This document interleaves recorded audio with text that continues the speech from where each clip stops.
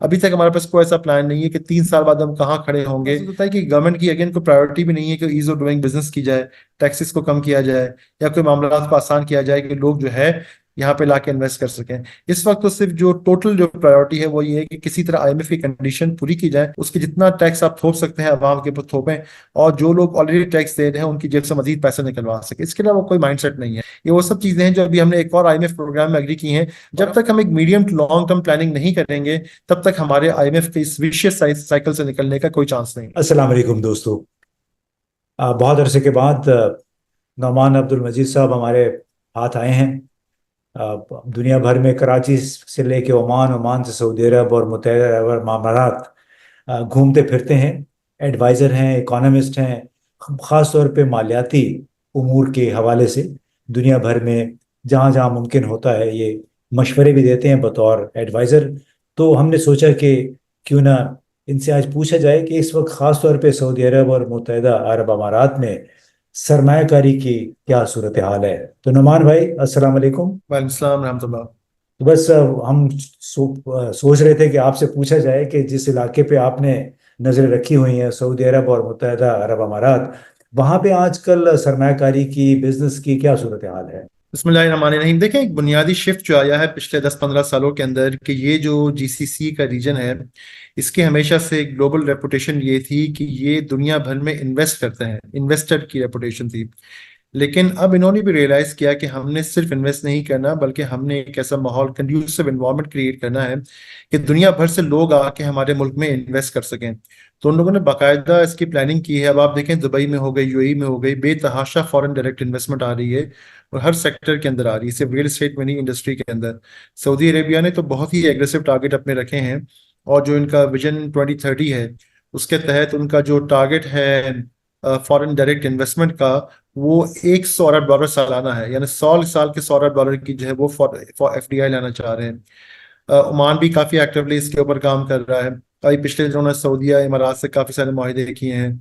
अगर आप एक एनुअल रिपोर्ट शाया होती है एफडीआई कॉन्फिडेंस इंडेक्स, ये जो एक बड़ी मशहूर कंसल्टिंग फर्म है, एटी कर्नी, कर्नी कहा जाता है जिससे, अब वो इशू करती है। तो कर्नी की जो आखिरी रिपोर्ट आई है, उसमें जो टॉप 3 कंट्रीज हैं वो सऊदी, यूएई और कतर हैं, और ओमान भी अब इसमें शामिल हो गया। तो यानी जीसीसी के 4 ममालिक जो हैं वो दुनिया के top 25 destination for receiving receiving FDI में शामिल हो गए। तो इससे अंदाजा होता है कि हमारा जो एक तासुर रहा है कि हम जो है वहां से पैसे ले लेंगे और सिर्फ पैसे लेके अपने मुल्क में लगा लेंगे, और वहाँ बहुत फारिग पैसे पड़े हुए हैं। तो ये तासुर मेरे ख्याल है कि जो है ना अभी ज़ाइल हो जाना चाहिए। तो ये ममालिक भी बहुत तेजी से अपने ममालिक को हुकूमत तरक्की देना चाह रही हैं।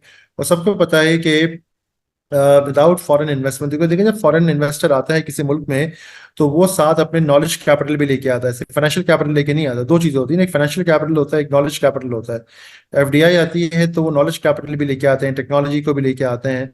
तो ये भी चाह रहे हैं कि ऐसे इन्वेस्टर को लेके आए जो वाकई सिर्फ पैसा लेके ना आए, बल्कि मुल्क में कोई वैल्यू ऐड कर सके।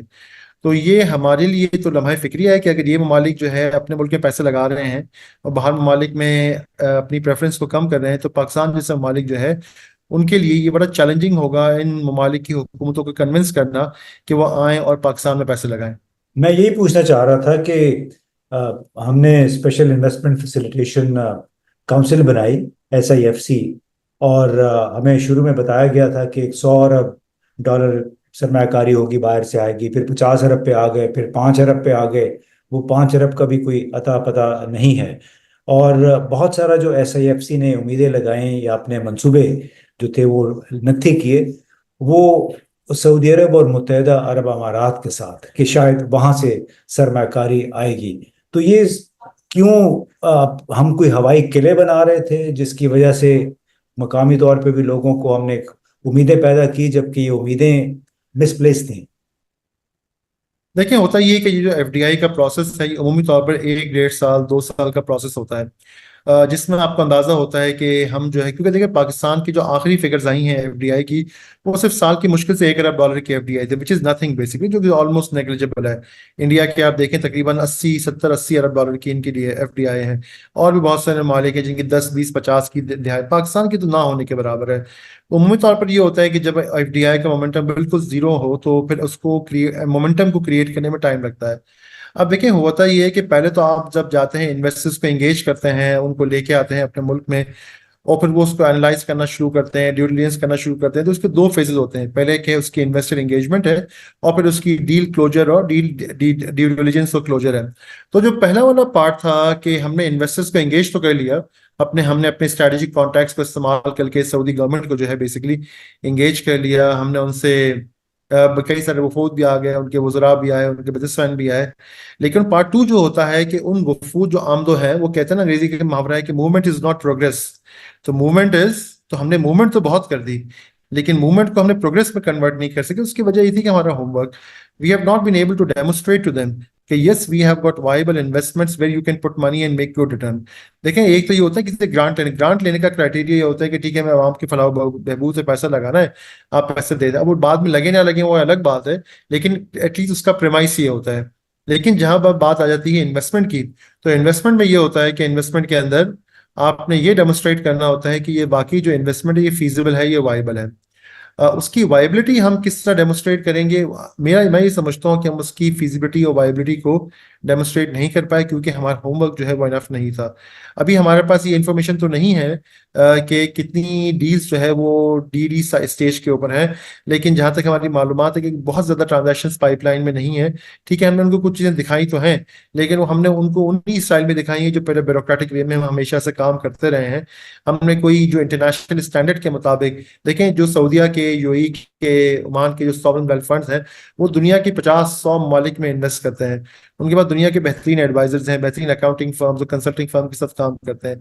अगर हम अपने जो है अपने वही ब्यूरोक्रेट्स के थ्रू हम उनको प्रेजेंटेशंस करेंगे, उनको बताएंगे, तो कभी भी जो है उनके लिए कोई इंटरेस्टिंग चीज उसके अंदर डेवलप नहीं होगी। तो अच्छा, मैं मैं ये यहीं समझता पे हूँ कि आपको यहीं पे मैं आपको रोकना चाह रहा था। आपने चूंकि ब्यूरोक्रेट की बात कर दी, वो टेक्नोक्रेट्स की नहीं बल्कि ब्यूरोक्रेट की, और जिसकी वजह से आम शिकायत यही रही है कि चूंकि पाकिस्तान का निज़ाम बाबुओं के हाथ में है, आप एक सिविल सर्वेंट होता है उसको ला के बिठा देते हैं बोर्ड ऑफ इन्वेस्टमेंट पे भी, प्लानिंग कमीशन में भी, आमतौर पे। तो ये कोई आपके लिए कोई अचंभे की बात है कि अ, गैर मुल्की जो फाइनेंस इदारे हैं, खासतौर पे आईएमएफ, वर्ल्ड बैंक और सरमायाकार भी, वो कहते रहे पाकिस्तान को कि यहाँ पे ईज ऑफ डूइंग बिजनेस यानी कारोबार में सहूलत की फिजा होनी चाहिए। लेकिन अब इवन चीन जो कि बड़ी एक कंट्रोल्ड मीशत है, मरकजी तौर पे उसकी मनसूबाबंदी होती है, उसके भी जब वजीर आए बैन अवी ताल्लुकात के लिए जून में, उन्होंने भी कहा कि पाकिस्तान में जरूरी है कि कारोबार के माहौल को साजगार बनाया जाए। तो क्या इस साजगार माहौल ना होने की बुनियादी वजह यह है कि हम प्रोफेशनल्स की बजाय ब्यूरोक्रेट्स को सारा काम हवाले किया हुआ है? मैं ये समझता हूँ उसकी बुनियादी वजह यह है कि पॉलिटिकल विल नहीं है हमारे पास, political will to engage the right people. हमारे कोई भी इदारे हों, वो अक्सर कभी मैंने नहीं देखा कि वो सही प्रोफेशनल्स को एंगेज करें, उनको सही पैसे दें, उनके साथ जो है सही प्रोडक्ट एंड डिलीवर करें। हमारे यहाँ जान पहचान की बेस पे सारा काम चलता है, अपने फेवरेट लोगों को दिया जाता है, और फोकस ये होता है कि थोड़ा जो है सऊदीया का घूमना फिरना हो जाएगा, उम्र उम्र उम्र वगैरह हो जाएगा सरकारी खर्चे के ऊपर, और ये कुछ लोगों से ताल्लुकात बन जाएंगे, तो शायद हमारी भी कोई नौकरी का बंदोबस्त वहां पे हो जाए। ये बुनियादी तौर पर हमारा थॉट प्रोसेस है। तो चूंकि पॉलिटिकल विल हमारे पास मौजूद नहीं है, तो इससे ना हम सही लोगों को एंगेज करते हैं, ना सही लोगों को हायर करते हैं, और ये हमारे पार्टनर्स को भी लगा है। लेकिन बात ये ना कि वो तो हमारे स्ट्रेटेजिक रिलेशनशिप है, तो उसको इखलाकन जो है वो यहाँ पे आ जाते हैं। लेकिन फिर बात वही आ जाती है कि इन्वेस्टमेंट डिसीजन जो होता है वो हमेशा वहाँ के प्रोफेशनल्स के हाथ में होता है।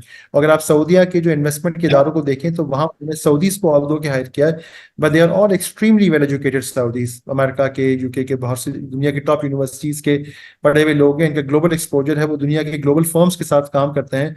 अब उनके पास हम जो एक सब स्टैंडर्ड सब क्वालिटी मटेरियल लेके जाते हैं, तो जाहिर है कि वो उनके लिए उसमें कोई इंटरेस्ट नहीं है। अब हो सकता है कि अगले साल 1.5 साल में शायद हम कुछ चीजें सीख लें और कुछ चीजों को मटेरियलाइज करने की पोजीशन में आ जाए।